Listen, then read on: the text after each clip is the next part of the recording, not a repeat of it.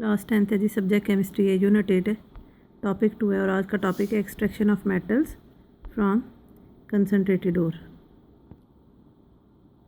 इससे पहले हमने कंसंट्रेशन ऑफ ओर पढ़ा था। अब उस कंसनट्रेटेड ओर से मेटल्स को कैसे एक्सट्रैक्ट करना है, ये प्रोसेस हमने पढ़ना है। So the metal is isolated from the concentrated ore by chemical reduction और इलेक्ट्रोलिटिक प्रोसेसेस। और इसके लिए डिफरेंट केमिकल मेथड यूज़ होते हैं। एक रोस्टिंग है, एक स्मेल्टिंग है और एक बेसिमराइजेशन।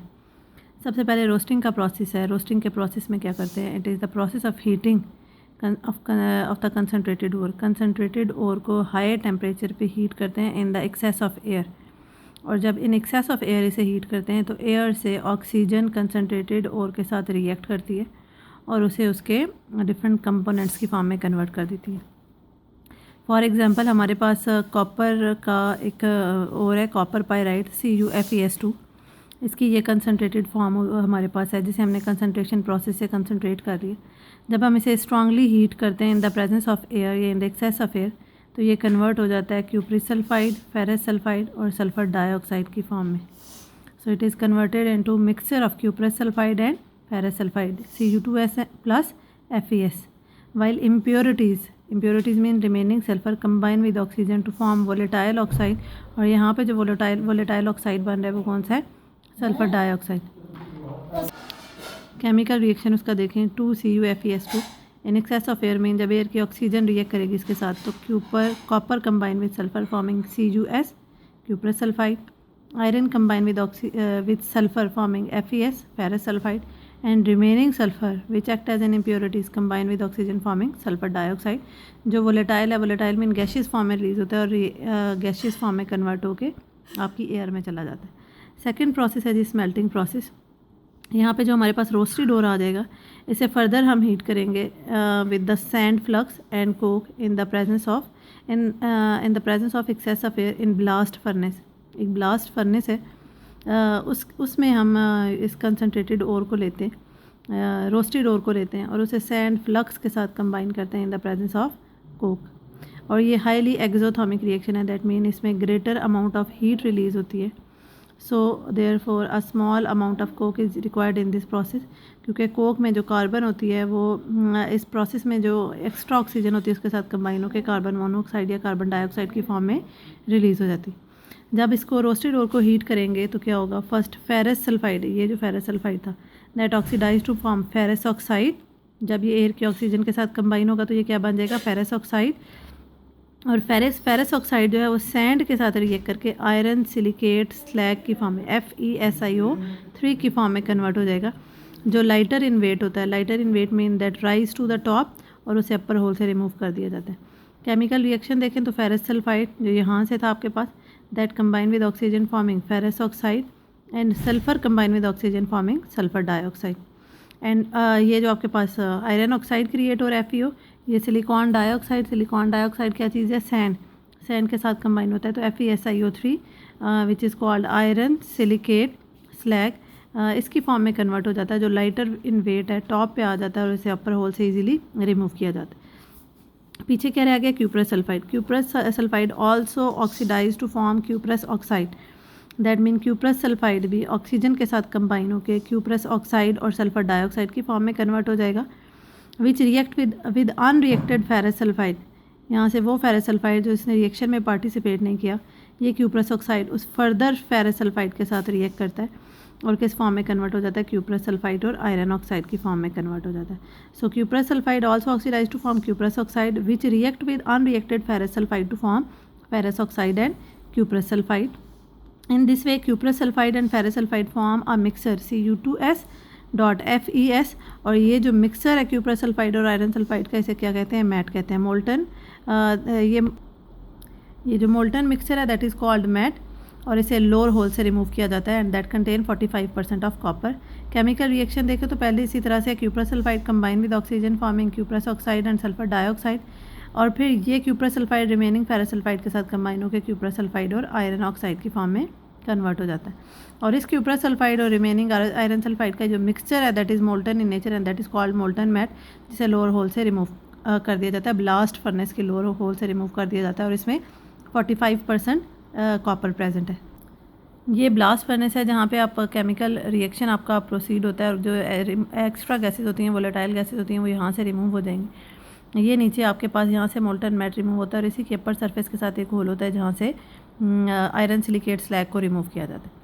अच्छा जी, उसके बाद जब आपके पास स्मेल्टेड ओर आ जाएगा तो हम उसे फर्दर हीट करेंगे बेसिमर कन्वर्टर में। So it is the further heating of molten matte in a pear shaped Bessemer converter. ये है पियर शेप्ड बेसिमर कन्वर्टर, इसमें इसे हीट करेंगे। It is fixed on a pivot so that it can be tilted in any direction. That mean ये point पे fix होता है और उसके थ्रू आप इसको ऊपर नीचे किसी भी डायरेक्शन में इजीली मूव कर सकते हैं ताकि हीट को आप थ्रो कर सकें, जो एयर का हॉट ब्लास्ट है उसे आप थ्रो कर सकें थ्रू द मोल्टन मैट, और वो रिएक्शन उसका इजीली प्रोसीड, उसका टेम्परेचर इंक्रीज होगा तो उसका रिएक्शन इजीली प्रोसीड होगा। So molten matte is mixed with sand and heated with a hot blast of air through 2 years. Ferrous sulfide is oxidized to form ferrous oxide, जो again sand के साथ react करेगा और iron silicate slag की form में convert हो जाएगा and that float on the top. ये वही केमिकल रिएक्शन है जो आपके पास स्मेल्टिंग प्रोसेस में था। जो रिमेनिंग फेरस सल्फाइड है वो यहाँ पे ऑक्सीडाइज हो जाता है, फेरस ऑक्साइड और सल्फर डाइऑक्साइड की फॉर्म में कन्वर्ट हो जाता है। That again reacted with sand and forming iron silicate slag, जो अपर होल से रिमूव कर लिया जाता है। And then cuprous sulphide again reacted with oxygen, और ये भी ऑक्सीडाइज होकर cuprous oxide and sulphur dioxide की फॉर्म में कन्वर्ट हो जाएगा। अब ये क्यूप्रस ऑक्साइड, क्योंकि यहाँ पे आयरन ऑक्साइड सारे का सारा यूज़ हो चुका है, तो ये cuprous oxide remaining cuprous sulphide के साथ कंबाइन होगा तो copper and copper combine to form pure copper and sulphur combine with oxygen forming sulphur dioxide, जो गैशियस फॉर्म है। यहाँ से ये गैसेस रिलीज़ हो जाएंगी और आपके पास प्योर कॉपर जो है वो आपके पास यहाँ पे इस बेसिमर कन्वर्टर में यहाँ पे ये मेटालिक कॉपर इसमें ऐड हो जाएगा। यहाँ पे ये जो मोल्टन मेटल होती है इसे कन्वर्टर से सैंड मोल्ड्स में शिफ्ट करते हैं और उसे कूल डाउन करते हैं ताकि उसका टेम्परेचर डिक्रीज़ हो जाए। जब टेम्परेचर डिक्रीज़ होता है तो उसमें जो डिजॉल्व गैसेस होती हैं escape out, that mean that move toward the atmosphere forming blister on the surface of the copper solid copper. Blister mean उसके ऊपर वो होल्स क्रिएट कर देते हैं इस, और इन्हीं ब्लिस्टर्स की वजह से उसे क्या कहते हैं, ब्लिस्टर कॉपर कहते हैं। And that is 98% pure copper, और इसे फर्दर 100% प्योर कॉपर की फॉर्म में कन्वर्ट करने के लिए इसमें इलेक्ट्रोलिसिस प्रोसेस करते हैं एंड दैट इज़ रिफाइनिंग और प्योरीफिकेशन ऑफ द मेटल। ये इलेक्ट्रोलिटिक प्रोसेस है जिसमें हम 98% कॉपर को प्योर कॉपर की फॉर्म में कन्वर्ट करते हैं। Refining the impure metal by electrolysis is the most widely use process of refining metals. For example, electrolytic refining of copper is carried out in an electrolytic tank having copper sulfate solution. अब इसमें हम जो use करेंगे वो क्या use करेंगे, copper sulphate solution. एक impure copper metal है विच एक्ट एज एनोड, और एक प्योर कॉपर मेटल है विच एक्ट एज कैथोड। इन दोनों एनोड और कैथोड को सस्पेंड करेंगे हम इलेक्ट्रोलिटिक सोल्यूशन में, जो कौन सा सोल्यूशन है, कॉपर सल्फेट सोल्यूशन है। फिर उसमें से करंट पास आउट करेंगे। जब करंट पास आउट करेंगे तो इम्प्योर कॉपर जो एनोड पे है वो Cu से Cu2 पॉजिटिव की फॉर्म में कन्वर्ट होगी, और जब वो कॉपर से कॉपर आयन की फॉर्म में कन्वर्ट होती है तो that move into the solution. ये आयंस जो हैं ये जब आपके सोल्यूशन में आ जाते हैं तो मूव करते हैं टूवर्ड कैथोड, क्योंकि कैथोड पे नेगेटिव चार्ज है और पॉजिटिव आयंस हैं वो नेगेटिव चार्ज की तरफ अट्रैक्ट होते हैं। जब ये उस पे जाएंगे, कैथोड पे जाएंगे और इलेक्ट्रॉन्स वायर के थ्रू मूव करके कैथोड पे आएंगे तो यही कॉपर आयन कैथोड पे इलेक्ट्रॉन्स पिक करेंगे और प्योर कॉपर के ऊपर डिपॉजिट हो जाएंगे। तो एट लास्ट क्या होगा, आपकी जो इम्प्योर कॉपर की का इलेक्ट्रोड है वो थिन होता जाएगा और जो प्योर कॉपर इलेक्ट्रोड है वो थिक होता जाएगा। Thereby copper atom deposit on the cathode making it a thick block of the pure copper metal. और जो इसमें इम्प्योरिटीज़ होंगी जो एनोड पे, that is gold and silver like impurities that settle down at the bottom and that is known as anode mud. Chemical reaction में यहाँ पे देखें तो ये आपके पास है, ये इम्प्योर कॉपर है और ये आपके पास प्योर कॉपर है, और एट द एंड देखें तो इम्प्योर कॉपर थिन हो जाती है और प्योर कॉपर थिक हो जाती है, क्योंकि एनोड से वो रिलीज़ होकर कैथोड पे डिपॉजिट होती जाएगी। और नीचे ये जो आपको नज़र आ रही है ये क्या है, एनोड मड है। So in this process impure copper from anode dissolves and goes into the copper sulfate solution. Side by side pure copper ion from the solution deposit on the cathode. Thus cathode become a pure copper metal and the impurities like gold and dissolved silver settle down as anode mud. ये इसकी पूरी flow sheet diagram है। Crushed ओर है, उसे concentrate करते हैं हम froth flotation process से या और डिफरेंट प्रोसेसेस से, और कंसनट्रेटेड ओर में हम रोस्टिंग का प्रोसेस करेंगे।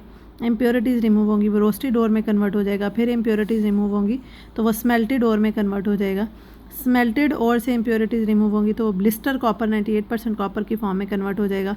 उसकी इलेक्ट्रोलिटिक रिफाइनिंग होगी तो ये 99.9% प्योर कॉपर की फॉर्म में कन्वर्ट हो जाएगा।